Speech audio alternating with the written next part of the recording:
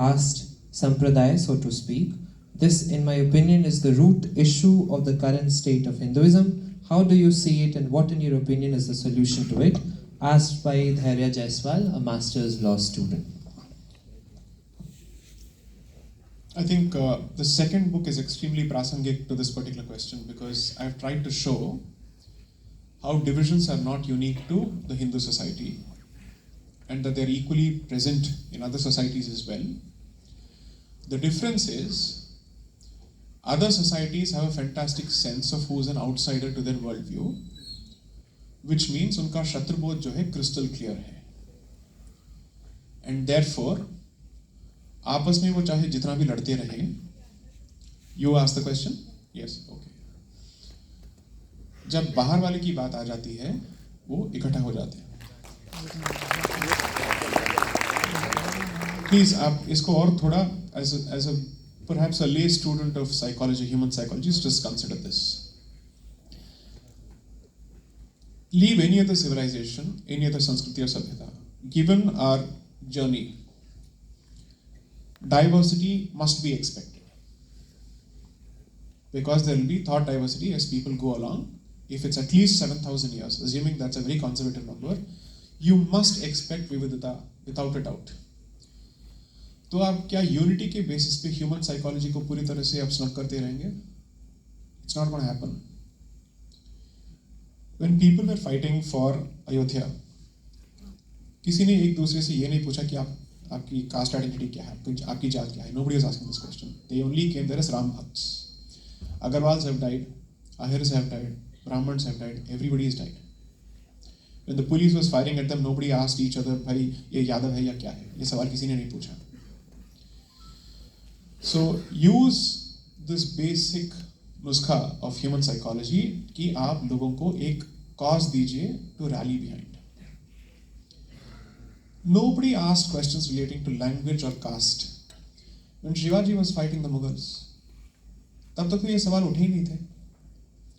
एक मिनट के लिए मान लेते हैं कि जितने भी हिंदू समाज के अंदर विकृतियां हमें पढ़ाई जाती हैं, ये उस कालखंड में भी था. एक मिनट के लिए मान लीजिए. But that did not stop the Hindus from uniting with each other to fight. At best, the division may have been political, but it was not caste-based or language-based. So the story that is told about the Battle of Panipat is how the Jats and the Marathas had a certain difference of opinion, or maybe they could have supported. I'm not getting into that. But ये इसलिए नहीं हुआ था कि ये जाट है वो मराठे हैं. That was not the reason. It was a political consideration of a different order altogether. So what I've tried to show through the first and the second books is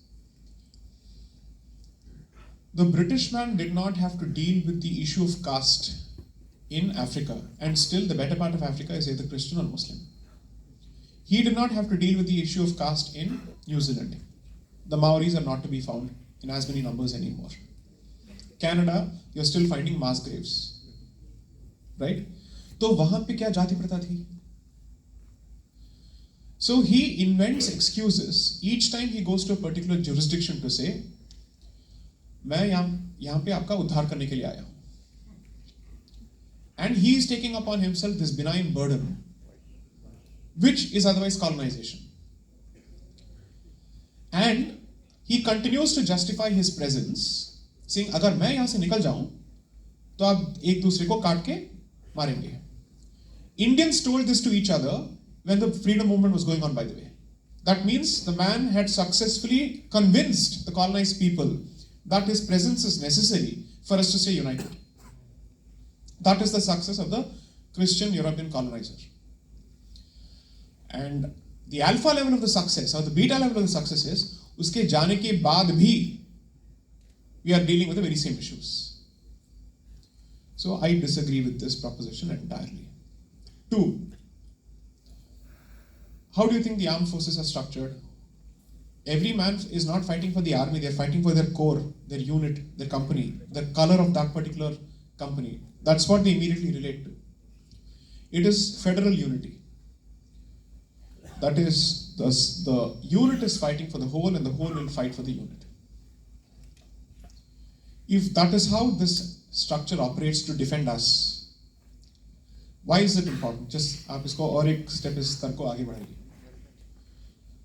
For you to be able to commit yourself to a particular identity or a परिचय, वो आपके जितना नजदीक हो, it is easier for you to say this belongs to me.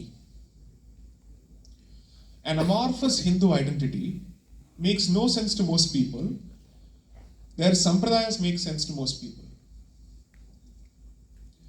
Trick ये है कि इस संप्रदाय के साथ जो जुड़ाव है, it should never prevail over the larger dharmic unity. That is a different question altogether. उस यूनिटी को अचीव करने के लिए आपको सब आइडेंटिटीज को डिस्ट्रॉय करने की जरूरत नहीं है. जब आप ये करेंगे, सबसे basic question which even communism has not been able to answer till date, and that's why it is a failed ideology, वो किसी चीज को रिप्लेस करने की तो बात कर देते हैं, लेकिन उसको रिप्लेस किस चीज से करेंगे? What is the solution that never comes out? Okay, let's assume that आपने इस ग्रैंड हिंदू यूनिटी प्रोजेक्ट को भारत के पैमाने पे इसको अमल करना शुरू कर दिया, तो आप लोगों से क्या कह रहे हैं? Give up all your institutions which survive on those सांप्रदायिक identities. चाहे वो मंदिर हो या जितने भी प्रथाएं हो, they are all connected to some tradition or the other. I suspect at least 50% of the audience has watched Kantara. Yes. Right, okay.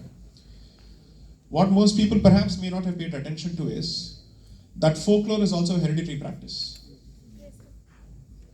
And the entire movie is about the son finding the way back to the profession of the father. And he's haunted by nightmares throughout the movie for his deviations. And finally he comes back to the way of the father. The prodigal son returns home. Now when you speak of the problem with hereditary structures, आप इस argument को folk art में लेके जाइए.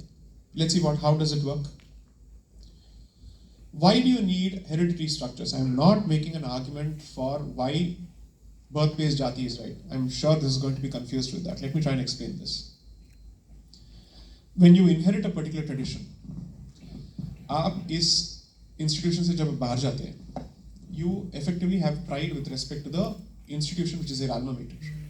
You inherit those legacies. So any KGP guy, if he meets the other person, guy, girl, whatever it may be, we start with the standard motto of KGP. Of Kharagpur, which is KGP ka tempo high hai. That's how we use it. So that's how we interact with each other. How do we interact? The next level of interaction is, आप कौन से hall में हैं? What's your hostel? JCB, Jagdish Chandra Bose, Vishweshwaraya. That's how it goes. So you relate to the traditions of the hall that you come from. I am saying it's so surprising that we find it difficult to apply the very same logic to these structures. Because every जाति tradition represents a knowledge tradition.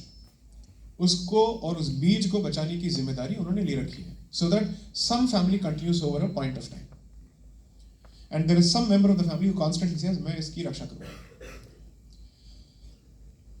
Public property means it belongs to everyone, correct? Okay. But every time there is a problem in this country, which is the property that is first attacked? Public property. क्या आप उसको बचाने जाएंगे, अपने घर को बचाने जाएंगे? क्यों? ये तो आपकी भी है ना, ये संपत्ति आप सबकी है. बस को जलाया जा रहा है और आपके घर को जलाया जा रहा है. आप किसको चूज करेंगे? इन दोनों विकल्पों के बीच में आपका चुनाव किसका होगा? घर को होगा भाई. Because public property is nobody's property. Because the relationship between you and public property is amorphous. It exists in thin air. Because आप कहेंगे ये देख लेगा, वो कहेगा ये देख लेगा, वरना स्टेट देख लेगी, बात खत्म. हिंदू यूनिटी ऐसे ही फेल होगा, क्योंकि आपने अंदर के जितने भी स्ट्रक्चर्स है उसको तोड़ दिया होगा और कोई इसकी रिस्पॉन्सिबिलिटी नहीं लेगा. But who is going to provide thought leadership? That's not going to happen. There is a reason that our industrial houses still survived because of the Vaishya traditions and the safety networks and the guilds that they built. A Brahmin will never have the confidence to start a business as much as a Baniya does, simply because of the inherited legacy of taking risks. Of course, there may be individual exceptions, but the existence of an exception only points to the existence of a rule. Departure का मतलब ये है कि एक benchmark तो बन गया, वहां से आप deviations को देखते बैठेंगे, but it is still a deviation, it's not the rule. If you happen to come from a certain background which says I will pursue knowledge, the rest of the society is going to take care of me, then you're not going to invest in risk-taking activity from a financial perspective. These are products of a pre-industrialized society, where the vocation of the father effectively becomes the vocation of the son. And I will say son, because at that point it was a male-dominated force. So you can accuse me of misogyny, but you can't change history. So considering that, question अब अलग होना चाहिए, which is एक industrial as में क्या इस धर्म का कोई महत्व रह चुका है? That's a question you ask. But there are people who are still following their ancestors' practices and traditions. आपने ये डिसाइड कर लिया है कि आप मॉडर्न इकोनॉमी के साथ आप जुड़ जाएंगे, तो ये आपका निजी डिसीजन है. You can't stop others from following their practices. As much as you will not be comfortable with them imposing their structure on you, you don't have the right to impose your worldview on them, because they are saying हम इस धारा से अलग रहेंगे. If you're willing to give the Jarawas in Andaman the right to be away from civilization, as we call it, because you're saying these are certain cultures and ways of life that need to be protected, why can't you extend the very same benefit of doubt to others? क्योंकि इसमें you will immediately be forced to look at it from the Marxist literature of class war. Because उनका सीधा यही allegation होगा that this entire structure was created only for oppression. That's exactly why Marxism's role in killing indigenous societies' native systems must be understood. And Bharat से बेहतर case study आपको इस विषय में नहीं मिलेगा. दुनिया भर में जाके ये नेटिव आइडेंटिटी की बात करेंगे, उसकी रक्षा करेंगे, because that's the underdog. लेकिन भारत में आते ही it is a native identity that becomes the oppressive identity. That's why in the first book I clearly show Marx अपने आप कह रहा है that I may have my disagreements with colonization, but उपनिवेशवाद का एक fantastic ये consequence ये है कि Asiatic ways of life will be destroyed, which is to say India and China, which are the major civilizations, उनके अंदर के जितने भी societal structures हैं, knowledge structures हैं, वो पूरी तरह से टूट जाएंगी. Therefore, colonization is important. No wonder Marxism in this country and communism in this country is constantly pushing the Western agenda. What an irony. They may have a problem with United States, but they otherwise don't have a problem foisting Western ideas in Bharat. That is the paradox in their positions. So, ऐसे मुद्दों पे theory से ज़्यादा practicals की और knowledge important हो जाती है, क्योंकि then you will ask, अगर कोई ट्रेडिशन आज भी जिंदा है और कायम है, it's not because some fellow from a different tradition comes and says मैं इसकी रक्षा करूंगा, इसको आगे लेके जाऊंगा. Those people have continued. 1200 years of butchery, savagery, destruction, burning of libraries, and this experience is replicated where? In Persia. Is replicated in Andalus, therefore Spain. Please sit. In all these places this is replicated. वहां की संस्कृति नहीं बची है. यहां पे किसने उसको बचाया? Everyone takes care of their own traditions and says हम इसकी रक्षा करेंगे. That is precisely why, despite all this, there is some continuity between how Bharat existed before 8th century and its current existence. आपको कुछ तो उसमें continuity नजर आ रहा है, क्योंकि किसी ने तो इसकी जिम्मेदारी ली कि हम इसकी रक्षा करेंगे. The problem with this discussion is that it is bound to be infused with the missionary British narrative of how untouchability was prevalent. मैं उसको कभी deny नहीं करूंगा. I am not going to deny that something has happened. But मैं आपको और एक example भी इसके साथ दे दूंगा. सती का जो एम्पिरिकल एविडेंस है, इट इज नगण्य, ऑलमोस्ट नेग्लिजिबल. इन्होंने इसको भारत के बाहर पेश कर करके वहां से मिशनरी कॉन्ट्रीब्यूशंस को यहाँ पे इनवाइट किया.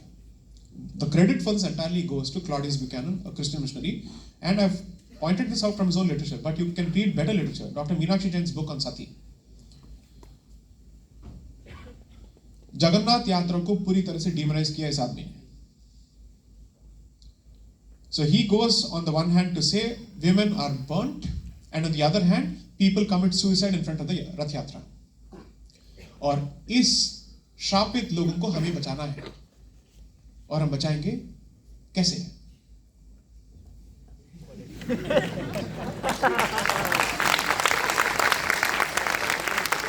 तो आपका हर प्रॉब्लम का सॉल्यूशन यही है, तो इसका मतलब आपका मकसद यही है. Why should I change my position now? If you want to help a person, you can also do that without pulling away that person from his roots. But that is not your goal. Your goal is very different. तो ये सिर्फ एक pretext है. What is the अनुवाद for pretext in Hindi? Bahana is Urdu. What is in Hindi? Please find it. Decoloniality. So I used अनुवाद and not tarjuman. So therefore, sorry. पूर्वाग्रह. Okay, fine. I did not even. Purvagra is it? पूर्वाग्रह. Okay, fair enough. ठीक है. So when you look at this larger picture, then the picture becomes very clear. आप जब तक भारत के colonization की history को अपने आप में पढ़ेंगे, which is to say you look at it independent of anything else, you will always find mistakes with our society. But when you see the same culprit going to 10 different countries, from Latin America to Australia to New Zealand, he's converted everyone. Why am I supposed to not come to the conclusion, this is your end goal? Is the experience of the Northeast any different? No. Is the current day Andhra Pradesh any different? No. Is Punjab any different today? No. Res ipsa loquitur. Facts speak for themselves. Thanks.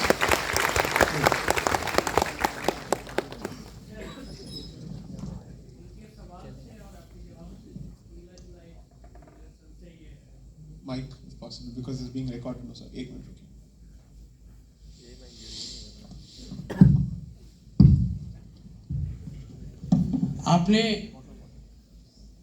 आपने कहा कि सब अपने अपने कमरे की रक्षा करेंगे, हम लोग एक ही घर के हैं, तो ये आसान रहेगा.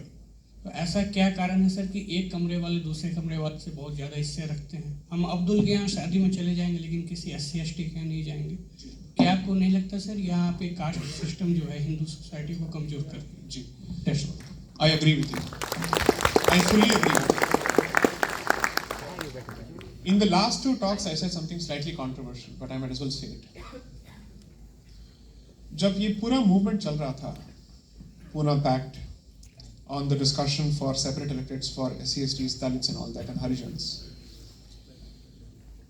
apart from the voice of Dr. Ambedkar, there have been other voices, और जो उसी let's say वर्ग से आते हैं, और उनका भी जो position है, I think it's important for us to realize. I've given this example at least thrice of a Dalit activist from Tiruchirappalli, who took the position that if I am being told that जातिवाद को खत्म करने का सिर्फ एक ही रास्ता है कि हिंदू धर्म को पूरी तरह से मिटाना, I will never accept it. Okay? दूसरा, आपसे ये किसने कह दिया that I don't have jati pride when it comes to my traditions? He was not a Brahmin asking this question. Under the definition of Varnashrama Dharma, he called himself V4, which means he identified himself as a Shudra. And he clearly said, who told you that I have no confidence in my traditions? मेरे अंदर ये inferiority किसने भरा है? Who are you to tell me that my ancestors have always been oppressed? We have ruled this country as even Shudra kings in several places. You have had Shudra Kshatriyas also. Reddys have identified themselves as this. मंदिर उन्होंने बनाए, तो ये आपसे किसने कहा? So then he said, I am not fighting for the destruction of my dharma because I will die as a Hindu, nor am I asking for the destruction of these sub-identities. I am asking for equal respect as other identities. That is his position. Now, if it is our position that उस identity का रहना ही अपने आप में एक operation को create कर देता है.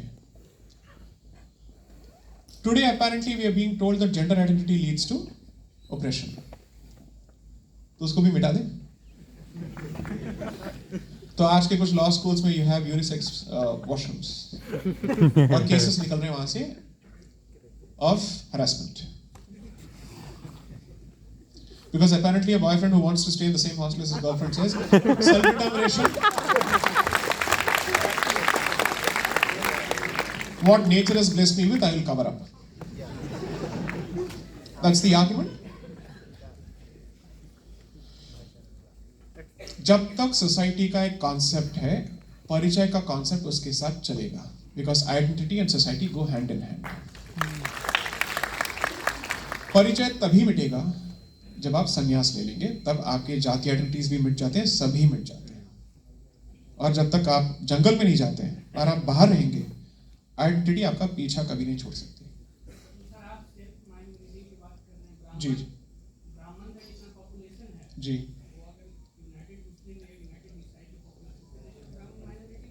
जी जी जी. तो what is the question from you? Go ahead, make your point. Therefore, no, so it's not like that. So I'll tell you what my position is. I am never going to say that let us limit ourselves to our limited wells. That's not my position. मेरा ये clear position है, आप इन identities की रक्षा भी कीजिए, लेकिन आपको जोड़ेगा हिंदुत्व का सूत्र. Which means आप इन आइडेंटिटीज की रक्षा अगर करना चाहते हैं और आपको लगता है कि आप कर पाते हैं, 90% ऑफ द लोग आज के डेट में नहीं करते हैं, ना कर पाते हैं. Let's be very clear about it. कौन कर रहा है? 10 people or 15 people sitting in the temple, or those associated communities. Most people don't do it, right? I've said this before. ऐसे कितने लोग हैं जो मंदिर के अंदर प्रवेश करने से पहले चमड़े का बेल्ट निकाल देते हैं? कितने लोगों को आज ये पता है? Very few people know it. Very few people know it. I had to be reminded of it in one particular place. So, लेकिन जो इसको बचा के रखना चाहते हैं, I am saying उनको आप करने दीजिए. So, what is the example? Let me give you a very clear example. Is this the only society which has these issues? No. Israel में अल्ट्रा ऑर्थोडॉक्स जूस, जिनका काम ही होता है उनके रिलीजन को बचाना. So what are the different varieties of Jews you find there? Ultra Orthodox, Orthodox, Conservative, Modern, Secular. These are all the variants of Jews there. So conservative is also not ultra Orthodox, by the way. There's a very clear distinction between the two. There's a paper that I read a few days ago where they clearly say ये एक दूसरे से core traditions के बचाव के विषय में कैसे लड़ते रहते हैं, लेकिन जब जूइश इंटरेस्ट को प्रोटेक्ट करने की बात आती है तब ये एक साथ हो जाते हैं. When they realize that हमारे और पैलेस्टीनियंस के बीच में जो रिश्ता है इसको हम कैसे डिसाइड करेंगे, then everybody comes on the same platform. But on whether a Jew can marry a non-Jew, the ultra-Orthodox position is not possible. Whether conversion is possible into ultra-Orthodox Judaism, they say no, not possible. Others say no, it should be possible. तभी तो हमारी तादाद जो है बढ़ेगी. तो reformist views और conservative views के बीच में जो तनाव है वो हर सोसाइटी का हिस्सा है. We are not exceptions to it. तो मैं ये जरूर कहूंगा दैट आप इन आइडेंटिटीज को ट्राई एंड कीप इट सीमित to your homes and at best certain societal transactions if they are still necessary for you. But when you interact with each other, do not limit yourself to that particular identity. Don't ask yourself जो jail में बैठा है या फिर ये जो दरोगा है या फिर एक ब्यूरोक्रेट है ये कहाँ से आता है, अपना आदमी है कि नहीं. Don't ask these questions. I'm hoping that we can move in that particular direction. Now see, here's the point. Let's take the other side of the position, which is to say आपने इस institution के खिलाफ समझ लीजिए 300 साल की मुहिम अपनी छेड़ दी. At least for 200 years this has been going on. Let's assume that is indeed the case. You've still not succeeded in dislodging this institution fully. तो इसका तो नतीजा सिर्फ यही निकल सकता है कि ना आपने इसको ठीक से समझा, और you know for a fact that even if you understand it, there's really nothing that you can do about it because it will continue to show itself in a different way. Your next argument can be what? Are you saying that there are no societies with jati? They may go under different names. The point is, let me finish this, otherwise I'll be seen as giving you entire limelight. So hold on to this. So my point is, every society is the product of its own cultural journey. Fortunately or unfortunately, this has been our journey. And your revolution has not managed to dislodge this particular divide. Then the only way that you can operate is, as opposed to fighting it, which is a battle that you seem to be failing at, how do you use it to your advantage to secure the larger interest of the society? Pace bowling का attack चल रहा है, आप छक्का नहीं मार सकते हैं, उस स्पीड को आप कैसे यूज कर सकते हैं? Which is, do you nick it and send it away or not? That is the only question. I've given this example before. Nassim Nicholas Taleb clearly says that a tradition which has withstood the test of time has the record of time to support it. And each time you try to challenge it, you're fighting time and not the tradition itself. And therefore you're bound to fail. That is the central thesis of his book, Anti-Fragile. Which is to say that these traditions are anti-fragile. No amount of shocks from within or outside will dislodge them. Do an honest analysis of how much you can actually dislodge all of this, provided you have replacements for it to protect those knowledge traditions. If you don't, then you're simply a person who says, I will destroy this identity, but you don't have a reason as to why, and what are you going to replace it with? इन दोनों प्रश्नों का जब तक आपके पास ठीक से उत्तर नहीं है, आप थोड़ा सोचें. Ashutosh Jha from Bachelor's Faculty of Arts. Yeah, he's here. He asked, many people today fear to say anything in support of Hindu unity and against the Islamist forces, whereas many prominent figures adored by the same, such as Rabindranath Tagore, Vivekananda, S. Radhakrishnan and several others, were able to say confidently in their times. Why? Perhaps because they were still not bitten entirely by the bug called secularism.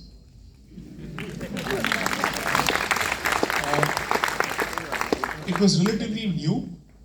Those filters were still not being applied as much, so people were able to speak openly.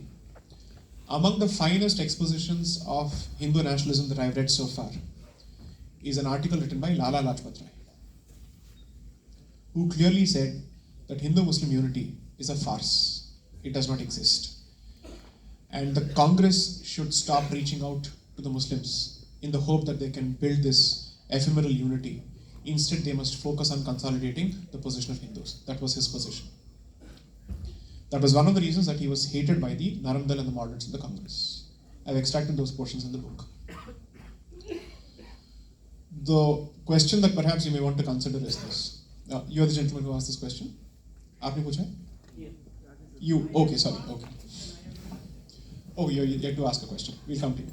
So, Shivaji, or Chhatrapati Shivaji, when he was fighting, was obviously outnumbered in terms of the size of the enemy. Okay? And yet, he was confidently able to use the word Yaman and something else when he was referring to these people. The other word starts with an M. Right? He had no problems doing that. The freedom that Shivaji had when he was surrounded by an ocean of green is not the freedom that you have in independent Bharat in 2022, which apparently celebrates free speech. That is because आपके मन के अंदर अभी शंका बैठ चुकी है और बिठा दिया गया है कि ये कहना सही है या गलत है. क्या ठप्पा लगेगा? Well, I will brand it this or that. This is what Sri Aurobindo called Chakshu Lajja, which means the need to be politically correct and always sound as the patron saint of Vasudeva Kutumbakam, right? That burden is constantly on you. So they will keep saying what they want and what they have to, whereas the burden of observing filters in your language and your conduct is exclusively yours. Fortunately, people like Rabindranath Tagore did not suffer from this Chakshulajja. He openly said what he had to. But if you read what I've said, the single biggest contribution in a negative way of the founding of the Congress as a platform is to drill into your head these politically correct filters which prevent you from speaking the truth. So yesterday, I think Dr. Madhukeshwar put out a fantastic tweet, and I think visually as well as verbally she was great about it. हरी तलवार को हमेशा बचाता है लाल रंग का ढाल. उस ढाल को तोड़िए, तलवार अपने आप बोलना शुरू करेगा. Then there is nobody to protect this actual discussion. Nobody who's providing the intellectual cover fire. That's why the culprit is not the one who sets the house on fire, but the one who creates justifications as to why the house must be set on fire. And that is the role of the left. Single-handedly, that's their contribution in this country. If at all the word contribution can be used. This is their role. This is their stated role right from the beginning. So, a certain group of districts proved to be the epicenter of the Mopla riots, of the Mopla, let's say, outrage in the 1920s, August 1921 onwards. And that, let's say, group of districts have a specific demographic composition.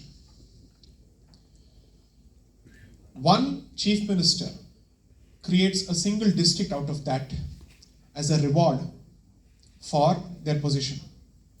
And the chief minister was EMS Namboodiripad, the communist chief minister of Kerala, creating the district that goes by the name Malappuram. This is the cozy relationship between the left and the jihadi. In one of my discussions with Jaipur Dialogues, I had specifically said, remove the left from this equation in terms of having a direct conversation with the other side. And it will be a much more honest conversation. Because the left is effectively saying that apparently Mahmood of Ghazni came to Somnath to save the non-Brahmins from the Brahmins. 17 बार आया था वो ब्राह्मणों से बाकी लोगों को बचाने के लिए. Imagine, ये टेम्पलेट किसने किया, शुरू किया? ये मिशनरी ने शुरू किया. इस टेम्पलेट को बाद में अपनाया गया था. तब तक तो they were very clearly saying गाजी था, ये था, वो था, मार दिया and all that. You are very blunt about what you did it for, who you were doing it for. हमारे उद्धार के लिए थोड़ी कर रहे थे. तो एक आगे कहता है आपका धर्म परिवर्तन जो हो रहा है आपके उद्धार के लिए हो रहा है. दूसरा आके आपसे कह रहा है आपको मारा जा रहा है आपको उद्धार के लिए. Everybody is constantly interested in sending us to Jannat. So look at this. Look at the arguments being presented. The utter distortion and dishonesty in the way history has been presented. Last week or so, one fantastic portal. Should I name it? Yes. Yes, sir. It prints, I leave it at that. Specifically wrote a piece about how Srimad Muhammad Ghori, that was the language used, had departments for patronage of Sanskrit apparently. Delhi language is perfect for such instances.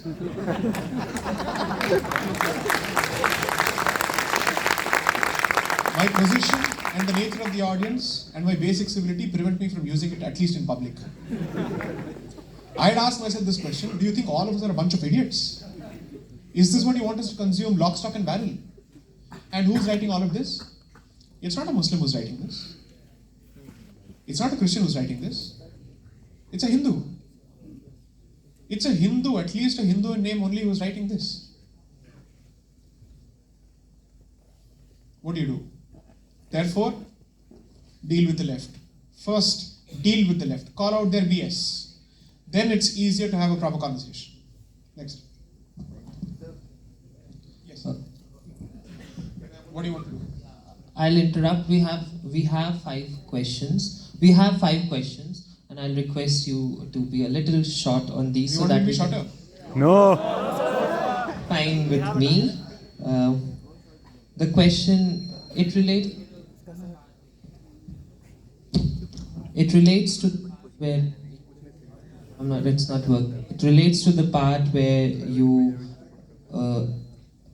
advise to deal with the left. The Indian revolutionaries and the freedom struggle are usually shown as socialists by the academia. Why? Perhaps you may want to consider the fact that when they are trying to deal with the British colonizer, they are latching on to as many ideologies as possible which are anti-colonial in nature. Understand it from that perspective. They are looking at the socialist revolution or the Russian revolution primarily as a response mechanism to deal with the British man. So even if they were socialists, did it come in the way of their identities as practicing Hindus or not? That's the question that you must perhaps ask. And can you compare the socialists of that particular period with the current day socialists who seem to have a serious problem with the Hindu identity at the outset?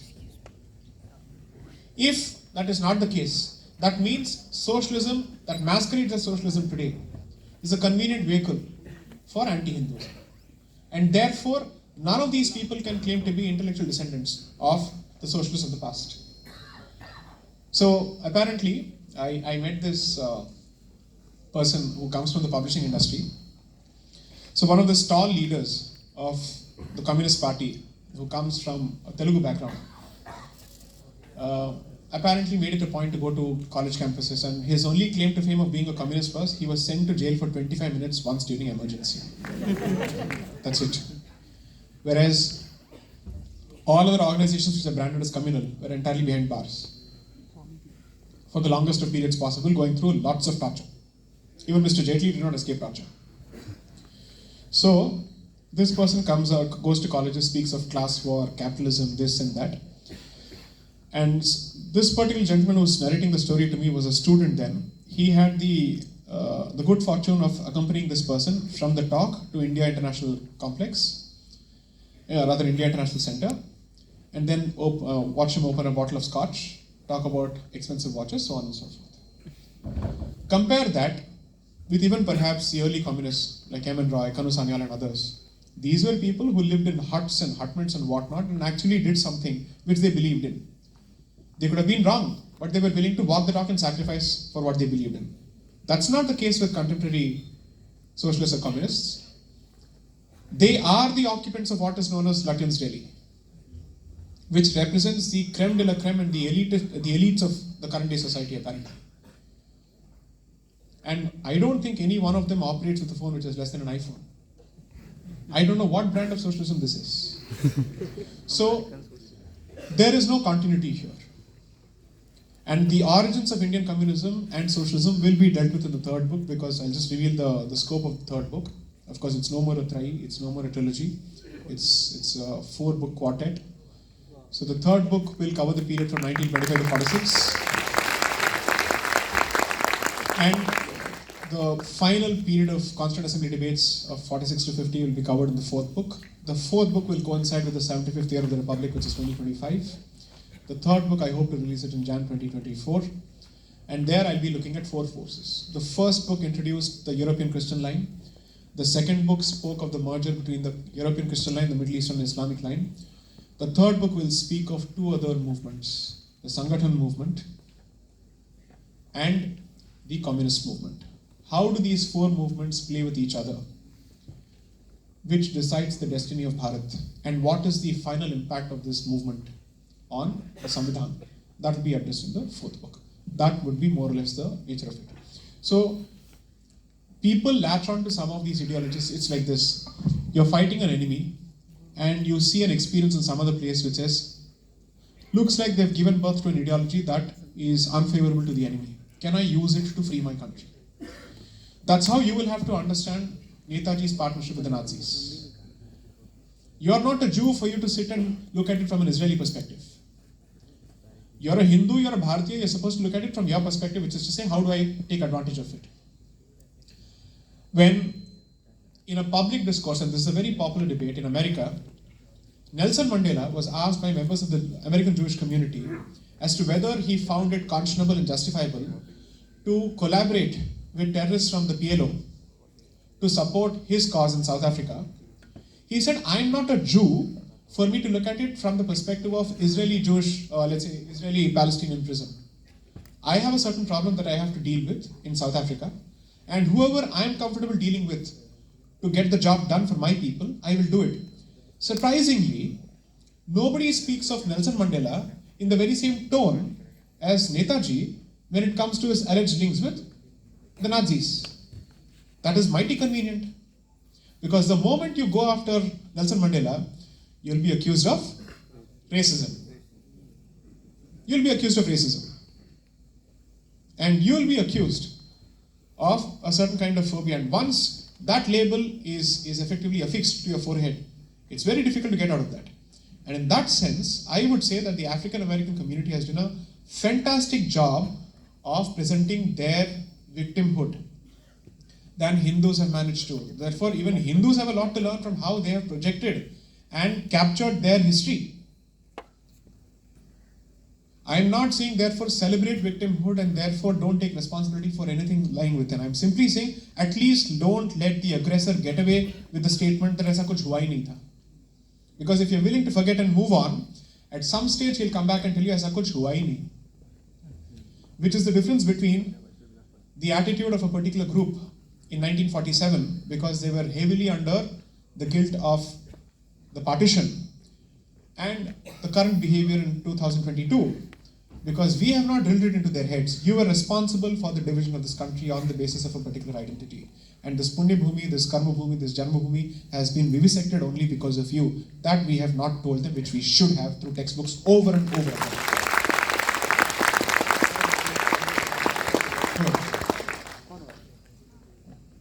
Otherwise, why would Yusuf Khan change his name to Dilip Kumar? He knew that, sorry, there are some things that have to be answered for. Adhiraj Singh, a research scholar in the Department of Sociology, and it relates to the very current situation, or the very current, the Varanasi Tamil solutions for growing hostility between North and South India. This hostility is manufactured primarily because of Dravidianism.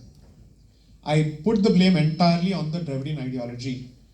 A movement which has to its credit the claim for asking for a Dravida Nadu and asking for secession from India should not be treated any differently from Kashmiri separatists. They must be treated as that. There is no distinction there. Having said that, I am not going to bat to a predominantly North gallery here. I will also point out that make it a point to learn at least one Southern language. Do that. Just as people of the South must learn some other non-Southern language, I would expect people of the North to also learn at least one Southern language. Bridges must be the product of mutual decisions and mutual steps taken towards each other. It cannot come from only one side. The expectation cannot be from only one side. Nobody can accuse me of Hindi phobia. I've spoken in Hindi as often as possible in as many platforms as possible. So this comes from a person who certainly doesn't have a ghrina for the language. I love the language. But I know what is right and what is wrong, at least in my limited head. So I'm going to say, build these bridges, and in that particular direction, I think this initiative is fantastic. The only disagreement that perhaps I may have is some of the tweets which were put out with respect to this particular event from official platforms and official handles called it the unity of two civilizations. It should have said diversity of a single civilization. The moment you say it's unity of two civilizations, you start this nonsensical competition as to which is the older language. And then you're giving more fodder to the Dravidian cancer who's waiting for this opportunity. So I'll just take one final question from you, and then I go to the audience. Yes. Okay, I'll take another contemporary issue instead of the ideological issues of civilizational identity for the audience. I'll leave it to them. What's from Sanjeev Singh, Research, Department of Statistics. What's your take on recent judgment on EWS quota by the Supreme Court? Because he respects the decision because of its authority of the court, but he says 8 lakh is too high to consider a person poor. The property of 1,000 square feet residential flat of that will have different value in the different places in India. So what's your take on that decision? So I have a broader principal disagreement with the decision on allowing the 10% rule, the 50% rule to be breached. That is something that you may want to consider. I am with the introduction of the EWS metric because if that EWS metric is not introduced, reservation would become a race to the bottom for the Hindu society. Which means that every community on the basis of its muscle is bound to say, I want it, regardless of my ownership of land, regardless of my representation politically, or my representation in the bureaucracy or state employment. There are quite a few such examples in Maharashtra and Rajasthan. I will not name the community, but I think the audience is mature enough to understand. So that is the problem then it becomes a function of muscle and not a function of whether there is true backwardness.